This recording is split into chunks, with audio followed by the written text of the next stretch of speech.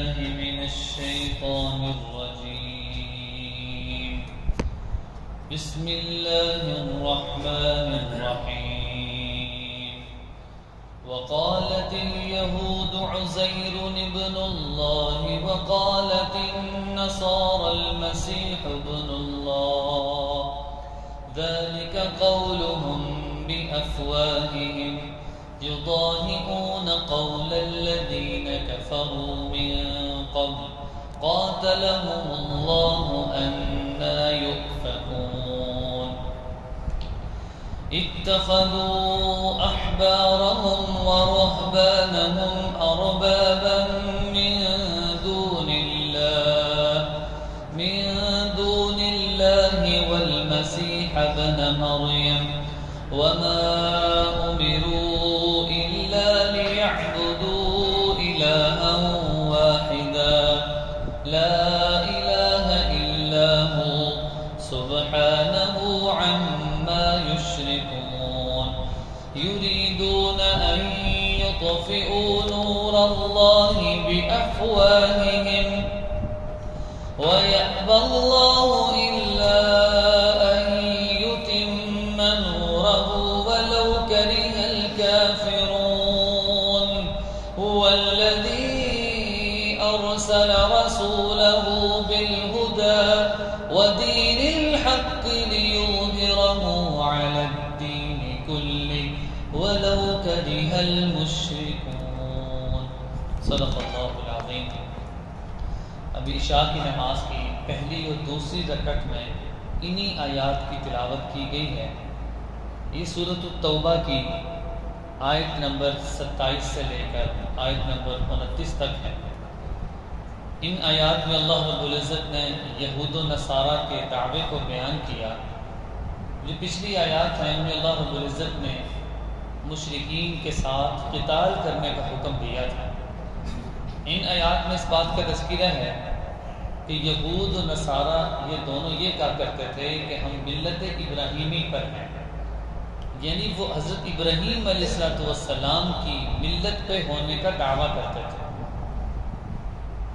اور اس کے باوجود وقالت الیہود، یہود یہ کہتے تھے عزیر ابن اللہ، عزیر اللہ کے بیٹے ہیں.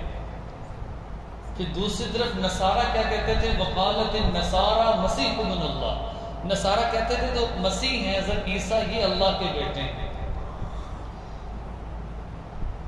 اور قرآن پاک میں دوسری جگہ اللہ نے فرمایا ما کان ابراہیم یہودی ولا نصرانیہ. یہ لوگ غور سے یہ بات سن لیں کہ ابراہیم علیہ السلام نہ یہودی تھے نہ نصرانی تھے. ان دونوں کی بات کی تردید ہو گئی. اور آگے کیا فرمایا؟ ولیکن کان حنیفا مسلما، وہ تو دین حنیف پر تھے، مسلمان میں تھے. تو اس لیے فرمایا کہ ابراہیم علیہ السلام کی ملت پر ہونے کا جو یہ دعویٰ کرتے ہیں کہ ان کا دعویٰ غلط ہے. اس کی بنیادی وجہ ہے کہ حضرت ابراہیم علیہ السلام موحد تھے. موحد اس کو کہتے ہیں کہ جس صرف ایک ہی اللہ کی عبادت کرے، اس کے علاوہ جتنے بھی معبود ہیں، جتنے بھی یہ جو بت ہیں، یہ سارے کے سارے غیر اللہ ہیں.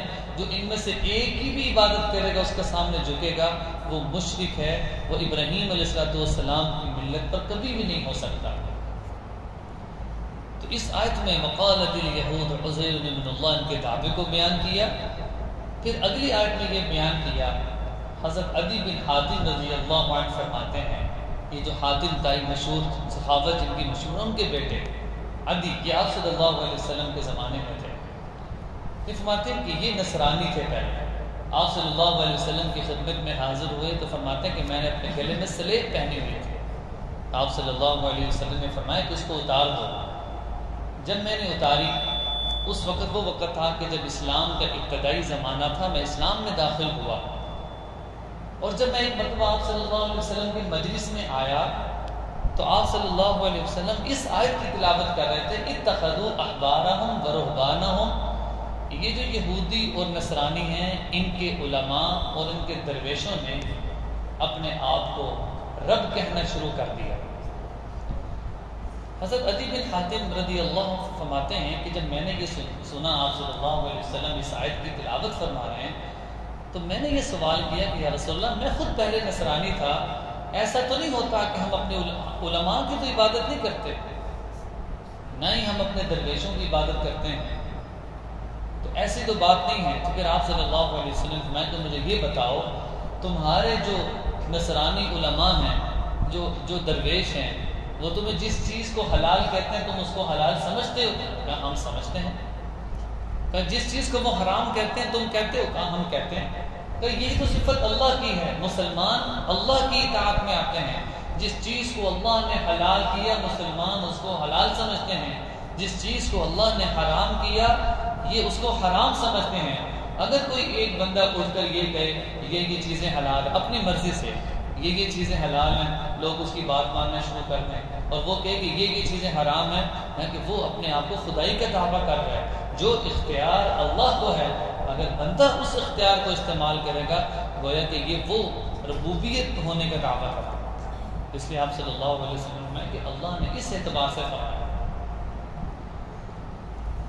ان آیات کا ترجمہ دیکھیے، وقالت الیہود عزیر ابن اللہ، یہود کہتے ہیں کہ عزیر اللہ کا بیٹا ہے، وقالت النصارى مسیح ابن اللہ، اور نصرانی کہتے ہیں کہ مسیح اللہ کا بیٹا ہے، ذلک قولہم بافواہہم، یہ ان کی منہوں کی باتیں ہیں، کہتے ہیں کہ فضول بات ہے لیکن ان کے منہ کے کہنے کی بات اسلام کہتے ہیں، یضاہئون قول الذین کفروا من قبل قاتلہم اللہ انا یؤفکون، اور اگلے منکروں کی بات یہ بھی نقل کرنے لگے اللہ انہیں غارت کرے وہ کیسے پلٹائے جا رہے ہیں، فَأَنَّا يُؤْفَكُونَ، وہ کیسے گمراہ ہو رہے ہیں۔ اتخذوا احبارهم ورهبانهم، احبار حبر کی جمع ہے، جس کا معنی جو یہودی تھے وہ اپنے جو بڑوں کو احبار کہا کرتے تھے، جس میں علماء ہوتے ہیں، اور جو نصرانی تھے وہ اپنے راہب کہا کرتے تھے، جو ان کے بڑے ہوتے تھے، جن کے پیچھے چلتے تھے، جو ان کو گمراہ کرتے تھے، ان کو وہ راہب کرتے تھے۔ تو اللہ فرما رہے ہیں اتخذوا احبارهم ورهبانهم اربابا من دون اللہ، ان لوگوں نے اللہ کو چھوڑ کر اپنے عالموں اور درویشوں کو رب بنا لیا، والمسیح ابن مریم، اور مسیح ابن مریم کو بھی اللہ کا بیٹا قرار دیا۔ اس لیے کچھ تو کہتے تھے یہ جو فرشتے ہیں یہ اللہ کی بیٹیاں ہیں، اور کچھ نے کہا کہ جو حضرت عیسیٰ علیہ السلام اللہ کے بیٹے ہیں، اور ان میں سے تیسرا گروہ یہ کہتا تھا کہ اللہ کے بیٹے تو نہیں ہیں، اللہ رب العزت تین چیزوں کا مجموعہ خود اللہ، اور جو مسیح ہیں وہ اللہ کے بیٹے ہیں۔